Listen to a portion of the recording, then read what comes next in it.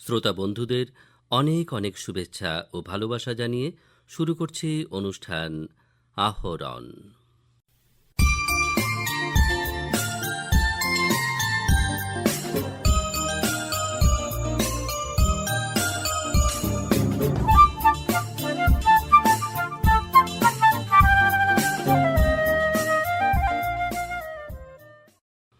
গত ২৯শে জুলাই ছিল গুরু পূর্ণিমা। এদিন শিলচর রামকৃষ্ণ মিশনে দিনটি পালিত হয় যথাযোগ্য মর্যাদা সহকারে। শ্রী শ্রী ঠাকুরের বিশেষ পূজা সহ মঙ্গলারতি, চণ্ডীপাঠ ও আলোচনা সহ নানা অনুষ্ঠান অনুষ্ঠিত হয়।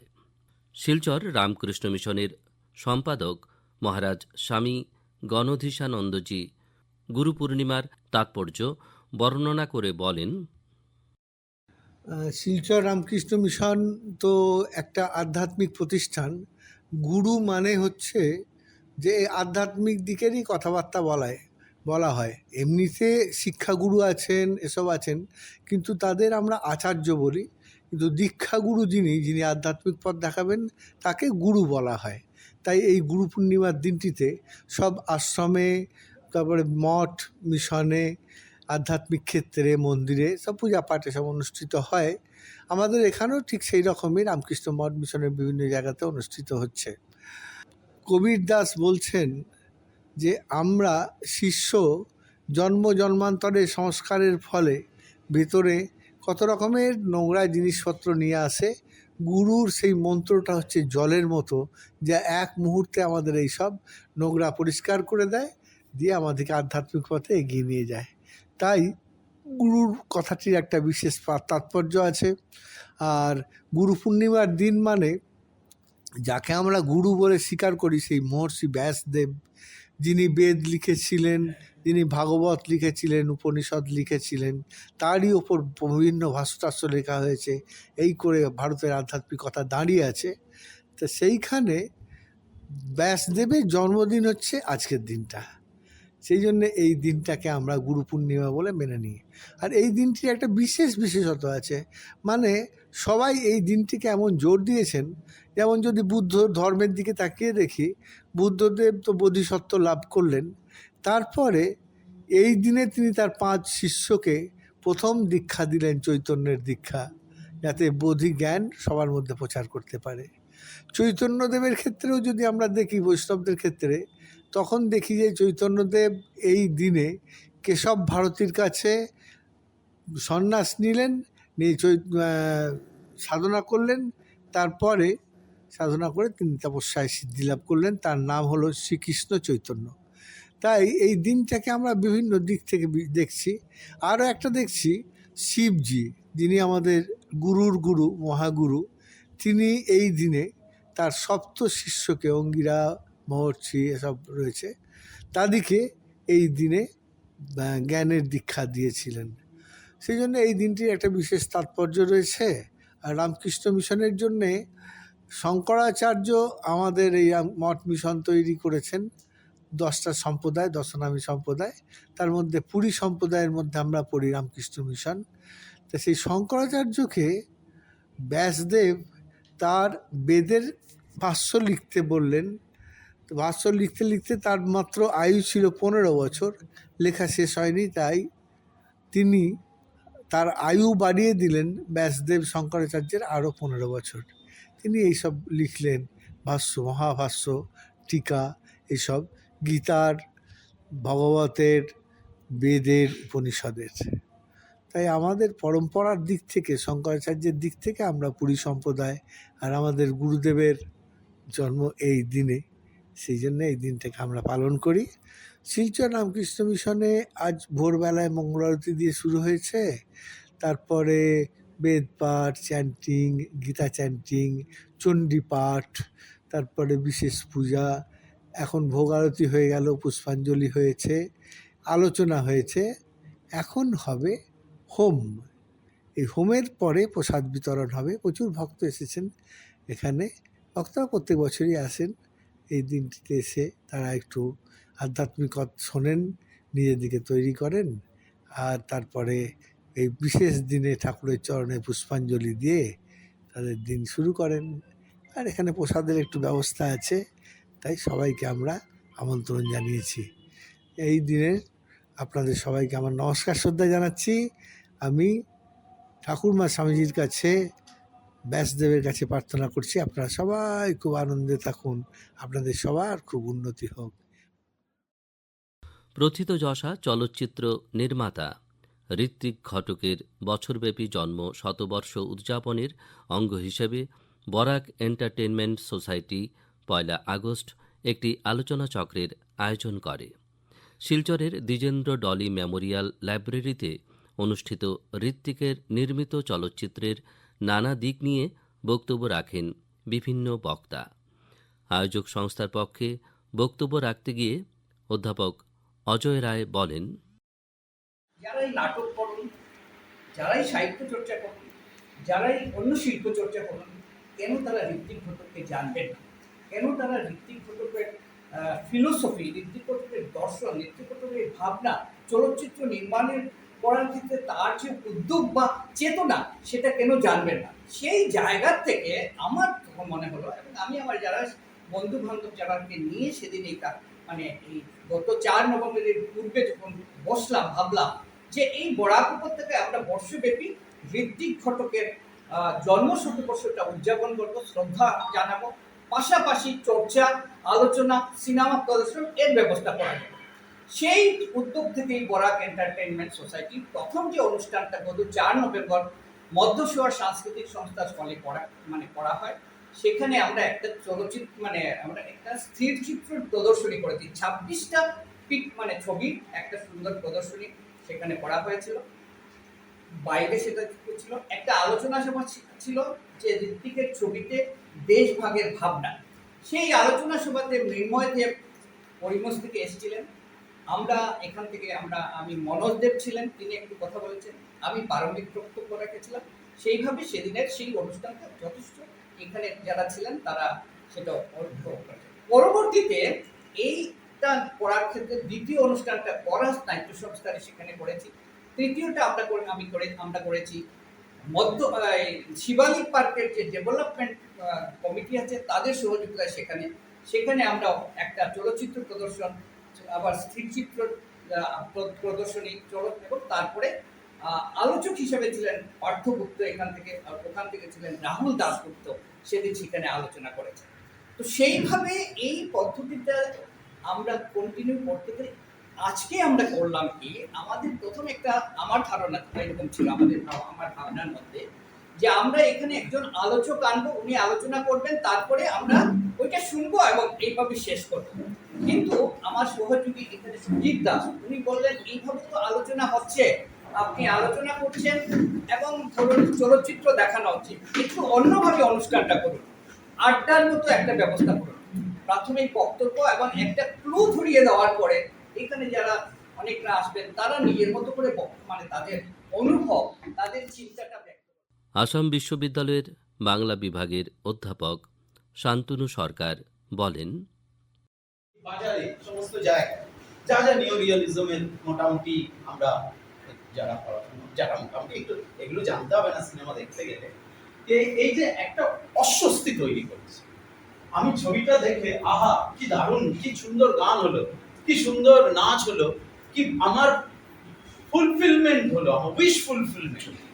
এটা শিল্পের কাজ কিনে এটা সবসময় ঋত্বিকের আঘাত করেছেন, যে কারণে হয়তো একদম সে যুক্তিতর্ক আর গপ্পর যে শেষ শট, আমাদের খুবই প্রিয় শট ছিল ওই ক্যামেরার ওপর মধ্যবিত্ত জীবনের উপর মদটাকে ঢেলে দিচ্ছেন একদম ওটা ক্যামেরার ওপর, বা যে কথাগুলো বলছেন ওই বললে আমি একটু বেশি সময় ওই অস্বচ্ছতা, আমার মনে হয় শিল্পের কাজকে এটা না বললে, আমি শেষে অল্প কথা বলবো আজকে কেন দেশ আমার মনে হয় এবং ঋত্বিক জরুরি আমার কাছে এই আজকে দাঁড়িয়ে, যে ব্যঙ্গ করছে কাকে, সমরেশ বসুকে, ওই কাদের নিয়ে, ওই যখন ওই যে সুনীলকে নিয়ে সমরেশকে নিয়ে ওই ময়দানে গাছতলার নিচে ওই কীট পতঙ্গ মাটির নিচে এইসব নিয়ে সিনেমা বানানো হচ্ছে, এইসব নিয়ে গল্প লেখা হচ্ছে।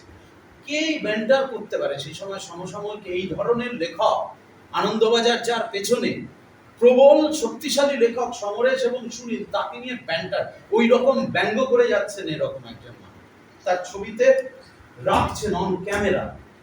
ফলে শিল্পের উদ্দেশ্য কি সেটাকে কিন্তু ওই এন্টারটেইনমেন্ট মানে আমি কি বুঝবো এটাকে ঋত্বিক অস্বস্তি করতে চাই। শিল্পের উদ্দেশ্য আজকেও বলা হয় যে কবিতার উদ্দেশ্য কি হওয়া উচিত, ছবির উদ্দেশ্য তোমাকে অস্বস্তিতে ফেলা, এটা করে গেছেন। ফলে প্রোপাগান্ডা কি আমার কাছে যে কোনো কিছুই প্রোপাগান্ডা, শুধু ধুরন্ধর প্রোপাগান্ডা না। ধুরন্ধরকে কি তুমি প্রোপাগান্ডিস্ট ফিল্ম বলবে? আমরা কি বলবো? আমরা বলি, কিন্তু আমি বলবো কখো না প্যার হ্যায় প্রোপাগান্ডিস্ট ফিল্ম।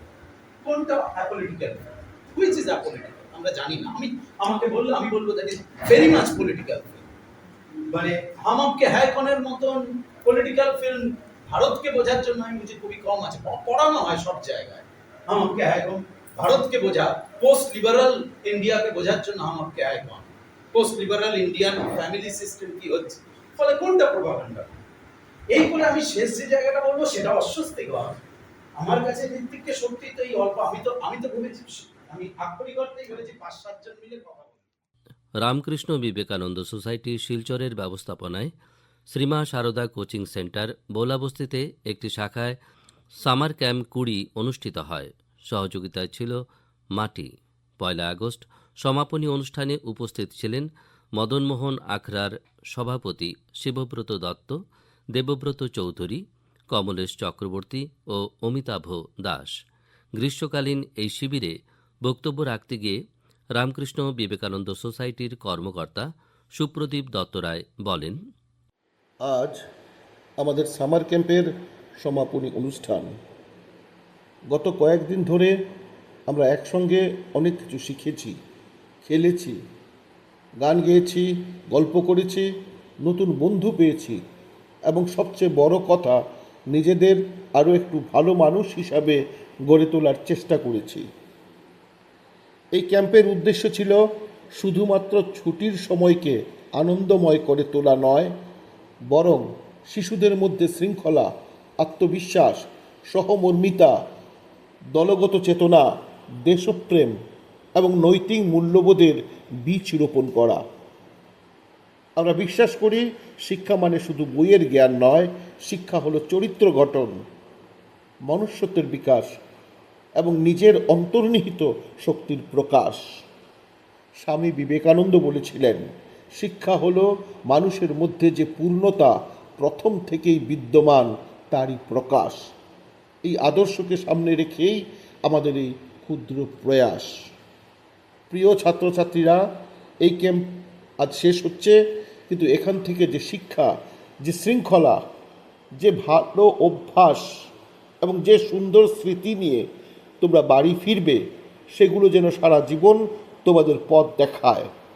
তোমরা নিজেরা ভালো মানুষ হবে, পরিবারের গর্ব হবে, সমাজ ও দেশের সম্পদ হয়ে উঠবে, এই আমাদের ঐকান্তিক কামনা। সমগ্র রাজ্যের সঙ্গে 1 আগস্ট শ্রীভূমি জেলার 108টি স্থানে রাজ্য সরকারের অভিলাষী প্রকল্প অরুণোদয় 3.0 সরাসরি সম্প্রচার করে দেখানোর মাধ্যমে সূচনা করা হয়। এতে শ্রীভূমি জেলার 1,17,804 জন হিতাধিকারী অরুণোদয় 3.0 থেকে প্রতি মাসে 1,250 টাকার আর্থিক সাহায্য পেয়ে উপকৃত হচ্ছেন। এই উপলক্ষে শ্রীভূমি জেলার মূল অনুষ্ঠান শ্রীভূমি শহরের জেলা গ্রন্থাগার ভবনে অনুষ্ঠিত হয়। শ্রীভূমি জেলা আয়ুক্ত প্রদীপ কুমার দ্বিবেদীর পৌরোহিত্যে অনুষ্ঠিত এই অনুষ্ঠানে রাজ্যের খাদ্য, গণবণ্টন ও উপভোক্তা বিষয়ক, আবাসন ও নগর উন্নয়ন বিভাগের তথা শ্রীভূমি জেলার অভিভাবক মন্ত্রী কৌশিক রায় মুখ্য অতিথি হিসাবে উপস্থিত ছিলেন এবং এতে বিশেষ অতিথি হিসেবে রাজ্যের জনস্বাস্থ্য কারিগরি ও বরাক উপত্যকা উন্নয়ন বিভাগের মন্ত্রী কৃষ্ণেন্দু পাল উপস্থিত ছিলেন। সভায় বক্তব্য রেখে জেলার অভিভাবক মন্ত্রী কৌশিক রায় বলেন,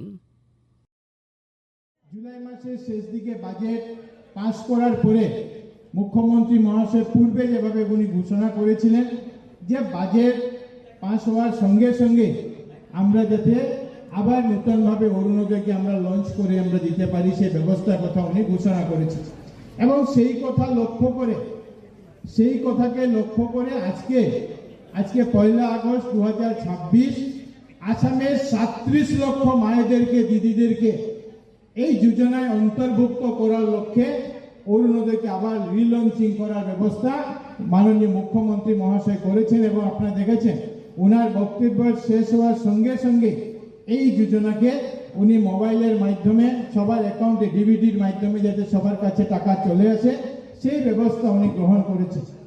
আজকের দিনে মুখ্যমন্ত্রী মহাশয় কথাও বলেছেন যে আমাদের আসামের 4টি জেলায়, বিশেষ করে শিবসাগর, চরাইদেও, জোরহাট, গোলাঘাট 4টি জেলাতে আমরা দেখেছি যে ভীষণ বন্যা হয়েছে। আকস্মিক বন্যায় লক্ষ লক্ষ লোকে এক চরম সমস্যার মুখে পড়েছেন। আর সরকার যেভাবে এগিয়ে এসেছে সাহায্য করার লক্ষ্যে, ঠিক সেভাবে বিভিন্ন সমাজসেবীরা হোক, বিভিন্ন সংগঠন হোক, সবাই এসেছেন এটাকে সাহায্য করার জন্য। কিন্তু আসামের সমস্ত এই 37 লক্ষ অরুণোদয় পরিবার যারা আছেন তারাও যাতে এটাকে এই কাজে অংশগ্রহণ করতে পারেন সেটার জন্য একটা বিশেষ ব্যবস্থা করা হয়েছে। এই 4টা জেলা শিবসাগর, জোরহাট, গোলাঘাট, চরাইদেও, এই 4টি জেলাতে প্রায় 4 লক্ষের অধিক হিতাধিকারীরা আছেন যারা এই চরম বিপর্যয়ের মুখে পড়েছেন। তাদেরকে বাকি যারা 33 লক্ষ অরুণোদয় হিতাধিকারীরা আছেন তাদের কাছ থেকে 150 টাকা করে, অরুণোদয় 1250 টাকার মধ্যে থেকে 150 টাকা তারাও সেই বন্যাক্রান্ত লোকদের কাছে যাতে পাঠাতে পারেন সেই ব্যবস্থা একটা করা হয়েছে। আর এই জন্য এই 4টি জেলা শিবসাগর, চরাইদেও, জোরহাট, গোলাঘাট, এই 4টি জেলাতে যারা হিতাধিকারীরা আছেন তারা এই মাসে 1100 টাকা করে, আজকে যে ডিবিডির মাধ্যমে আপনাদের যাবে 1100 টাকা করে যাবে। এবং এই বাকি জায়গাতে আমরা 1100 টাকা করে পাবো। আর যে 4 জেলা, এই 4 জেলার হিতাধিকারীরা 1250 টাকার জায়গায় তারা 2500 টাকা করে এই মাসে পাবেন। এটা শুধু এই অগাস্ট মাসের জন্য ব্যবস্থা হয়েছে। আর এটার জন্য আমি আজকের দিনে আমাদের যে অরুণোদয় পরিবারে যে 37 লক্ষ মায়েরা আছেন, দিদিরা আছেন, তাদেরকেও আমি ধন্যবাদ জানাই যে তারা তাদের প্রাপ্য টাকা থেকেও 150 টাকা করে বানপীড়িত লোকদের কাছে পৌঁছানোর জন্য যে ব্যবস্থা করেছেন। আপনাদের সবাইকে আমরা ধন্যবাদ জানাচ্ছি এবং কৃতজ্ঞতা জানাচ্ছি। মুখ্যমন্ত্রী মহাশয় বিশেষভাবে আরেকটা কথা বলেছেন যে আমরা বছরের মাসে যদি 1250 টাকা করে হয়, আমরা বছরে 15,000 টাকা পাবো। কেউ যদি কোনো পূজার সময় হোক, অন্য যে কোনো সময় হোক, কেউ যদি অ্যাডভান্স নেওয়ার প্রয়োজন থাকে, যে আমি ব্যাংক থেকে বা অন্য কোনো জায়গা থেকে লোন না নিয়ে আমি যদি ইচ্ছা করি আমি অরুণোদয় মাধ্যমে আমি লোন নিতে পারবো, সেটারও ব্যবস্থা করা হয়েছে। 8,000, 7,000, 10,000 টাকা আমরা এককালীন লোন হিসাবে নিয়ে নিব এবং মাসে মাসে সেখান থেকে 200 টাকা হোক, 500 টাকা হোক, আমরা আমাদের সুবিধা মতো সেটা রিফান্ড করতে পারবো। সে কথা মাননীয় মুখ্যমন্ত্রী মহাশয় বলেছেন। এবং আমি মনে করি যে গ্রামের অনেক মায়েরা আছেন, দিদিরা আছেন, যাদের বিভিন্ন সময় এই টাকার সামান্য টাকার প্রয়োজন হয়, বিভিন্ন জায়গা থেকে সুদে টাকা নিতে হয়, সেখান থেকে পরিত্রাণ পেয়ে কাজ করা হবে। আমরা এটার সঙ্গে আরেকটা জিনিস দেখি যে অরুণোদয় যখন আমরা দিই, অরুণোদয় অনেক সময় কোনো না কোনো কারণে, হয়তো ব্যাংকে আধার লিঙ্ক না হওয়ার জন্য, হয়তো KYC আপডেট না হওয়ার জন্য অরুণোদয় টাকাটা হঠাৎ হয়তো বন্ধ হয়ে যায়।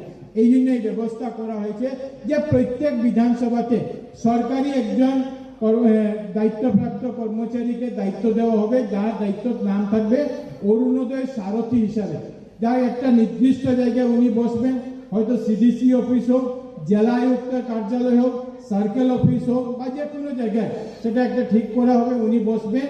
আর অরুণোদয় হিতাধিকারীর যে সমস্যা, সেই সমস্যাগুলি সমাধানের জন্য ব্যাংকের সঙ্গে যোগাযোগ হোক, জেলা প্রশাসনের সঙ্গে যোগাযোগ হোক, গুয়াহাটির সঙ্গে যোগাযোগ হোক, এই প্রত্যেক কাজগুলি যাতে আমরা সুন্দরভাবে করতে পারি, এই ব্যবস্থা একটা গ্রহণ করার লক্ষ্যে আমরা অরুণোদয় সারথী নামে একটা নতুন দায়িত্বের কথা ইতিমধ্যে ঘোষণা করা হয়েছে, যে দায়িত্বের মাধ্যমে এই আমরা সমস্যাগুলো আমরা সমাধান করতে পারব। বরাক উপত্যকা উন্নয়ন ও অন্যান্য বিভাগের মন্ত্রী কৃষ্ণেন্দু পাল উদ্বোধনী সভায় বক্তব্য রেখে বলেন, আজকে সমগ্র আসামে প্রায় 37 লক্ষ মায়েদের, দিদিদের, বোনদের মুখে যে হাসি এসেছে, যার কারণে এই মঞ্চ থেকে মাননীয় মুখ্যমন্ত্রী ডক্টর হিমন্ত বিশ্ব শর্মা মহাশয়কে অনেক অনেক শুভেচ্ছা এবং অভিনন্দন জ্ঞাপন করছি।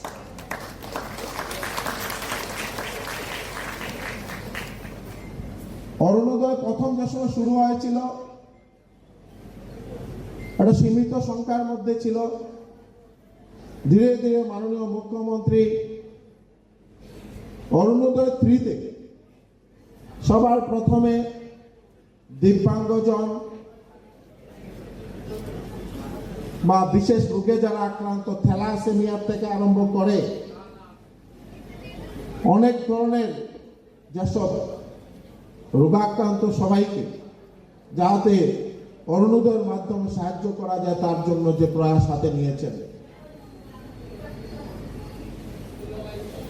যাতে সবাই সুন্দরভাবে জীবন নির্বাহ করতে পারে, সবার মুখে যাতে হাসি থাকে। আমরা বিগত দিনে দেখেছিলাম যে অল্প ট্রিটমেন্টের জন্য পয়সার অভাবে অনেকের অনেক অঙ্গ চলে গেছে। আজকে মেডিকেল ট্রিটমেন্টের জন্য আয়ুষ্মান ভারত এবং তার মধ্যে আরো অনেক শিথিলতা আনা হয়েছে। যে রেশন কার্ড থাকলেই 5 লক্ষ টাকা সরকার এই ব্যয় বহন করবে, সবাই যাতে সুস্বাস্থ্যবান থাকতে পারে। আবার অরুণোদয়ের যে টাকা দেওয়া হচ্ছে, এই টাকার থেকে আপনারা ট্রিটমেন্টের জন্য খরচ করতে পারবেন, পুষ্টিকর খাদ্য খাওয়ার জন্য আপনারা খরচ করতে পারবেন। তার জন্য মাননীয় মুখ্যমন্ত্রী প্রয়াস হাতে নিয়েছেন। মাননীয় কৌশিক রায় মহাশয় অনেক সময় বক্তব্য রেখেছেন, অনেক কথা বলেছেন। এইবার আমরা আসামে যে ভয়ানক বন্যা পরিস্থিতি, বিশেষ করে জোরাট, শিবসাগর এবং চড়াইদহ এবং পার্ট অফ গোলাঘাট, এইসব এলাকায় যে বন্যা, অনেক প্রাণহানি হয়েছে। তার কারণে মাননীয় মুখ্যমন্ত্রী মহোদয় একটা বিশেষ ব্যবস্থা হাতে নিয়েছেন অরুণোদয় থেকে। হাইলাকান্দি জেলাতে রাষ্ট্রীয় শিশু বিজ্ঞান সমারোহ সুষ্ঠু ও সফলভাবে আয়োজনের লক্ষ্যে ব্যাপক প্রস্তুতি নেওয়া হচ্ছে। এ ব্যাপারে আকাশবাণীকে জানিয়েছেন সমারোহের অন্যতম সংগঠক লুৎফুর রহমান বড়ভূঁইয়া। বিজ্ঞানমনস্ক, সৃজনশীল এবং উদ্ভাবনী চিন্তাধারার বিকাশ ঘটানোর লক্ষ্যে আসন্ন রাষ্ট্রীয় শিশু বিজ্ঞান সমারোহ হাইলাকান্দি জেলায় সফলভাবে আয়োজনের উদ্দেশ্যে একটি শক্তিশালী জেলা আয়োজক কমিটি ইদানিং গঠন করা হয়েছে। রাজ্য সরকারের বিজ্ঞান ও প্রযুক্তিবিদ্যা বিভাগের অধীনস্থ আসাম বিজ্ঞান, প্রযুক্তিবিদ্যা ও পরিবেশ পরিষদের নির্দেশিকায় এই কমিটি হাইলাকান্দি জেলায় গঠন করা হয়েছে। কমিটির মূল উদ্যোক্তা হচ্ছে হাইলাকান্দি বিজ্ঞান সমিতির হাইলাকান্দি শাখা। এই শাখাটি সমন্বয়কারী সংস্থা হিসেবে কাজ করবে এবং শিক্ষাগত সহযোগী প্রতিষ্ঠান হিসেবে এবার রাষ্ট্রীয় শিশু বিজ্ঞান সমারোহে অংশ নেবে হাইলাকান্দি শ্রীকৃষ্ণ সারদা মহাবিদ্যালয়। জাতীয় শিশু বিজ্ঞান সমারোহ দেশের অন্যতম বৃহৎ একটি বিজ্ঞান ভিত্তিক শিক্ষামূলক আন্দোলন। বিদ্যালয়ের পর্যায়ের শিক্ষার্থীদের মধ্যে বৈজ্ঞানিক মনোভাব, গবেষণার আগ্রহ, পরিবেশ সচেতনতা, উদ্ভাবনী শক্তি এবং সমস্যা সমাধানের দক্ষতা গড়ে তোলাই এই কর্মসূচির মূল উদ্দেশ্য। প্রতি বছর একটি নির্দিষ্ট বিষয় বা ফোকাল থিমের উপর ভিত্তি করে শিক্ষার্থীরা নিজ নিজ এলাকার বাস্তব সমস্যাকে চিহ্নিত করে গবেষণামূলক প্রকল্প প্রস্তুত করে থাকে। এই কার্যক্রমের মাধ্যমে শিক্ষার্থীরা শুধু পাঠ্যপুস্তকের জ্ঞানেই সীমাবদ্ধ থাকে না, বরং বাস্তব জীবনের সমস্যার সমাধানে বিজ্ঞানের প্রয়োগ শেখার সুযোগ লাভ করে থাকে। মূলত 10 থেকে 17 বছরের মধ্যে স্কুলের শিক্ষার্থীরা এই প্রতিযোগিতায় অংশগ্রহণ করার সুযোগ পেয়ে থাকে। একই কথা এখানে উল্লেখ অবশ্যই করতে হবে যে শুধুমাত্র বিদ্যালয়ের শিক্ষার্থী এই প্রতিযোগিতায় অংশ নেয় তা নয়, বিদ্যালয় বহির্ভূত শিশুরাও এই প্রতিযোগিতায় অংশ নিতে পারেন। এবারের জেলা আয়োজক কমিটির প্রধান পরামর্শদাতা হিসেবে দায়িত্ব দেওয়া হয়েছে হাইলাকান্দি বিধানসভা কেন্দ্রের সম্মানীয় বিধায়ক ডক্টর মিলন দাস মহাশয়কে। এখানে উল্লেখ্য, ডক্টর মিলন দাস মহাশয় আমাদের প্রাক্তন শিশু বিজ্ঞানী এবং প্রাক্তন গাইড শিক্ষক। পরামর্শদাতা হিসেবে থাকছেন হাইলাকান্দি জেলার বিদ্যালয় সমূহের সম্মানীয় পরিদর্শক মহাশয় শ্রী তাপস দত্ত। অভিজ্ঞতা ও দিক নির্দেশনায় জেলার বিজ্ঞান চর্চা আরো সুসংগঠিত হবে বলে আশা করা হচ্ছে। কমিটির সভাপতি হিসেবে দায়িত্ব পালন করবেন শ্রী কিষাণ সারদা মহাবিদ্যালয়ের অধ্যক্ষা সুকন্যা চৌধুরী মহাশয়া। উপসভাপতি হিসেবে রয়েছেন হাইলাকান্দি জেলার বিশিষ্ট ব্যক্তিত্ব শিক্ষাবিদ শঙ্কর চৌধুরী এবং কার্যকরী সভাপতি হিসেবে দায়িত্ব পালন করবেন হাইলাকান্দি শ্রী কিষাণ সারদা মহাবিদ্যালয়ের পদার্থ বিজ্ঞান বিভাগের অধ্যাপক ডক্টর অসীম কল্যাণ মহাশয়। মেন্টর কোঅর্ডিনেটর হিসেবে দায়িত্ব পালন করবেন জেলার প্রাক্তন জেলা সমন্বয়ক লুৎফুর রহমান বরগুইয়া মহাশয়।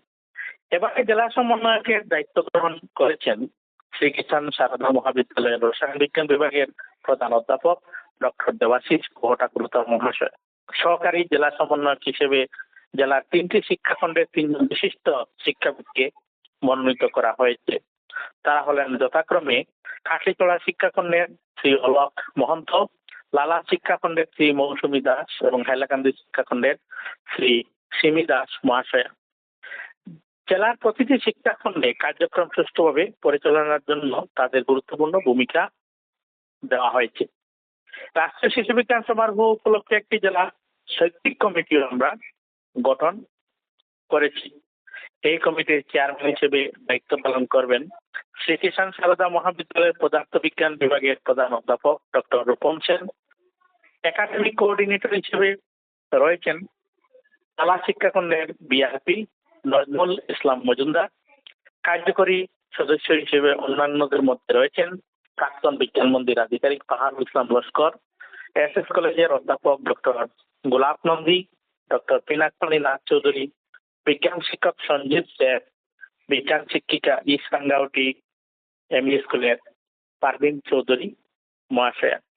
এছাড়াও কৃষি বিজ্ঞান কেন্দ্রের বিজ্ঞানী ডক্টর সৌরভ শর্মাকে আমন্ত্রিত সদস্য হিসেবে আমাদের এই কমিটিতে অন্তর্ভুক্ত করা হয়েছে, যা গবেষণামূলক প্রকল্পের মান উন্নয়নে বিশেষ সহায়ক হবে বলে আমরা মনে করি।